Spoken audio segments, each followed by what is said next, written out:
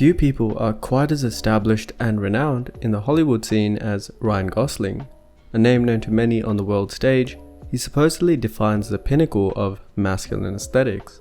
His charisma and attractiveness have not only catapulted him into Hollywood's elite, but have also cemented his role in romantic movies such as The Notebook and La La Land. Interestingly enough, when compared to other actors like Brad Pitt, Tom Hanks, or Chris Hemsworth, Ryan Gosling's face deviates from the Hollywood prototype.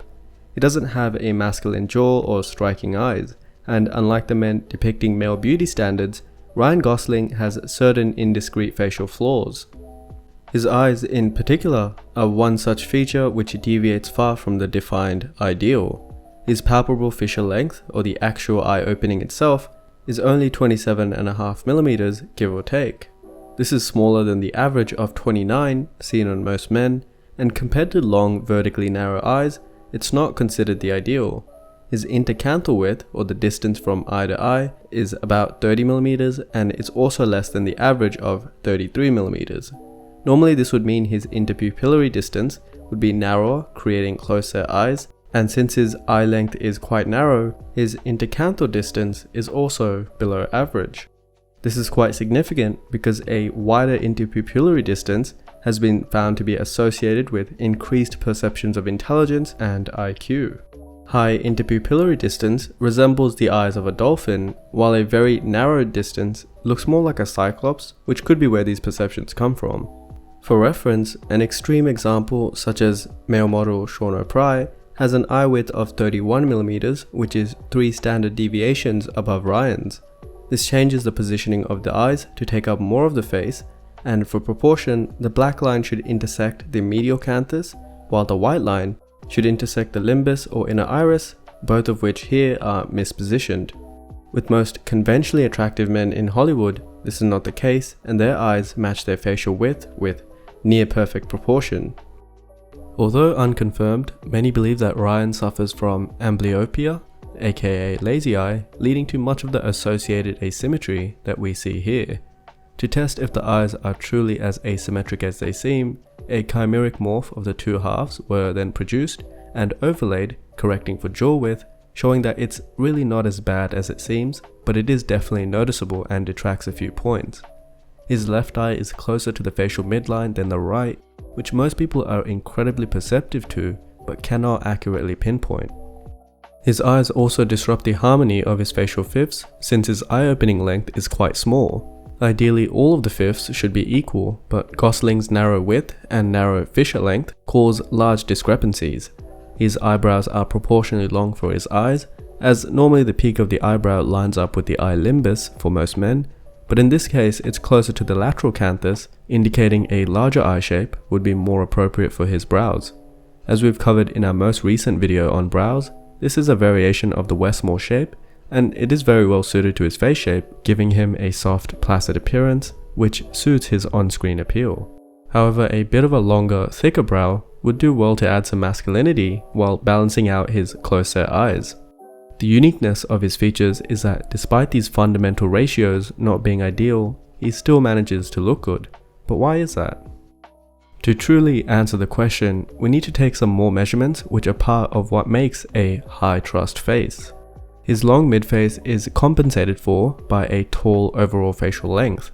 His facial height is 225mm, give or take, with a large chin making up about 36% of this facial third, with the midface at 31% and upper third at 33%. So there's clearly some disproportion there, with most conventionally attractive faces producing perfect facial thirds. If we take a look at his side profile, it shows us that his tall chin is actually due to his jaw angle of 133 degrees. This is definitely on the more feminine, pretty boy side, rather than the square and masculine shape at less than 125 degrees. While lower gonial angles or jaw angles are preferred on men for masculinity, Ryan Gosling controversially benefits from this increased vertically downward growth. Without this downward growth, his chin would be too short and his lower facial height would be negatively impacted. In other words, the positive effect a lower masculine gonial angle would have on his side profile is less than the negative effect it would have on his chin height, which is necessary to balance out his long midface. It should also be noted that the same study, which found a relationship between pupillary distance and intelligence, also found the same effect in facial height and intelligence. What for most people would be a flaw works to his favor given how tall Ryan Gosling's face is. This combination of tall mid-face, tall chin, deep jaw and close-set eyes exhibits a trustworthy nature. This is partly because facial perceptions of friend or foe are more sensitive to the vertical height of the mid-face than its width. Findings by Carr et al. Has shown us that vertically taller mid-faces, such as Ryan's, are perceived as more trustworthy and vice versa for shorter ones, appearing more aggressive and deceitful. While Ryan has above average width, it also has above average height, which is much more important. One study indicated that it takes individuals 170 milliseconds to infer if a stranger is trustworthy or not based on facial appearance alone, and this is based on the dimensions of the midface. These character attributions show broad cross-cultural consensus, and they often result from overgeneralizing perceptions of a face to quickly gather valid information, such as emotional state or fitness. You know, things that would tell your ancestors not to mess with this one particular guy. In short, having features such as Ryan Gosling's of the mentioned high trust midface has been shown to give individuals of different cultures all over the world similar perceptions of safety and loyalty. Conversely, having the facial features of a UFC fighter or boxer would likely have the opposite effect. Ryan just looks like someone you could trust to babysit your children, and part of that comes from his imperfections, making him more human. Researchers tested this and investigated children's responses to faces which had been morphed to appear more trustworthy, about 3 standard deviations more than average. The children overwhelmingly chose the trustworthy faces to be nicer. While the evidence isn't concrete, there are numerous factors which cause a face to look higher trust, such as the lips, nose, and eyes. Looking at Ryan Gosling's face, he has higher trust eyes due to their beadier close-set size, a thinner nasal bridge, upward curled mouth corners, and a broad forehead, all of which are juvenile features. In comparison, someone like Kit Harington appears to have a lower trust face because of his vertically long and narrow eyes, larger nasal bridge, negatively tilted oral commissures or mouth corners, and compact midface. These extremely dimorphic, almost feline-like features are the opposite of Gosling's average, easy-to-understand ones. His imperfections from the eyes to the crooked nose and tall face make him a more relatable face compared to a perfectly sculpted statue of a person. It's obvious that even Hollywood recognizes these traits in their character selection, and therefore Gosling was allowed to star as a dreamy-eyed romantic in The Notebook, while Kit Harington was sent to fight White Walkers in Game of Thrones. Having a high-trust midface also has another distinct advantage. Ryan Gosling also appears to be a high-class individual. While this idea may seem presumptuous, there is surprisingly a significant correlation between facial features and social class.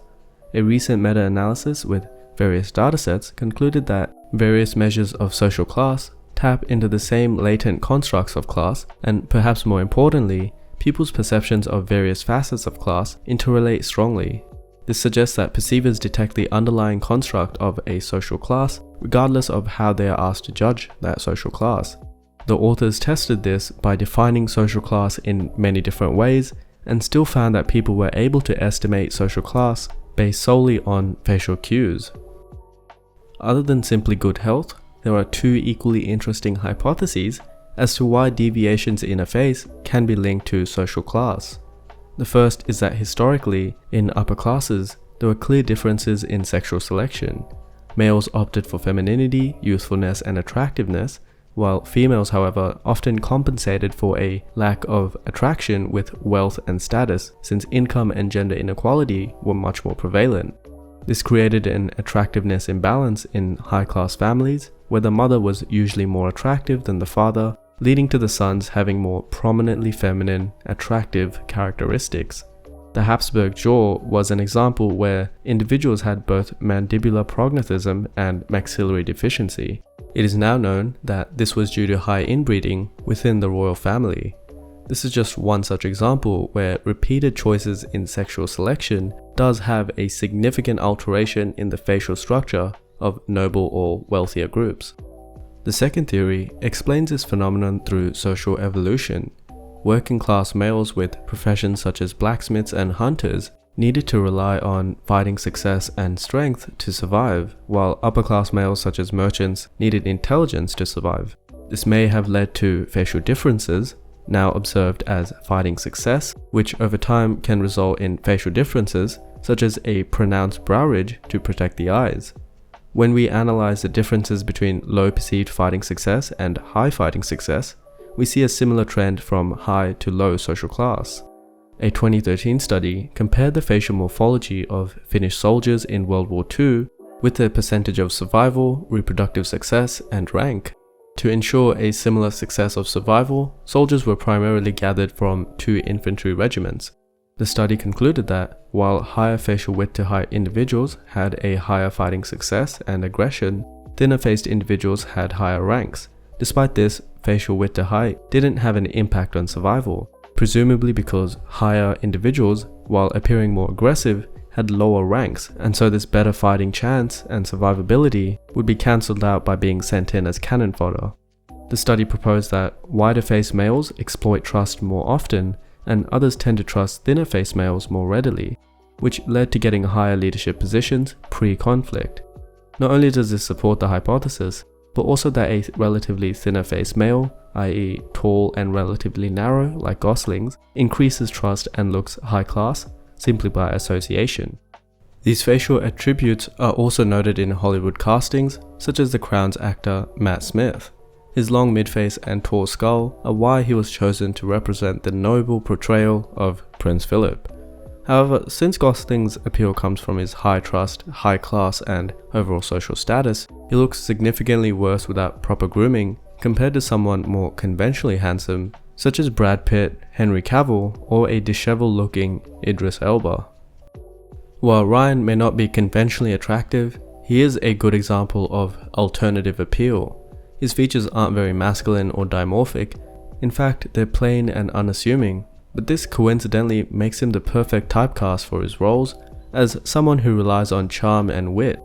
In contrast, someone who is extremely masculine and dimorphic, such as Jon Hamm or Henry Cavill, gets portrayed as the all-powerful Übermensch who imposes his will, most notably in the Witcher series and quite literally in Superman. Trustworthy faces like Ryan Gosling's rely on being comedic relief or the suave savior, but never the macho man. Both can be attractive, but it's important to realize that Ryan's attraction comes from his on-screen portrayal, much like how Robert Downey Jr. is both Iron Man on and off-screen, while some of the truly handsome faces in Hollywood were known for their looks before they ever made a movie. So that brings Ryan Gosling's analysis to an end. If you think we've missed something, then let us know in the comments. And if you'd like to get your own face assessed, you can order an aesthetics report over at the Coos website, and subscribe to the channel to catch future content. Next week we're looking at art and art history, and representations of beauty through art.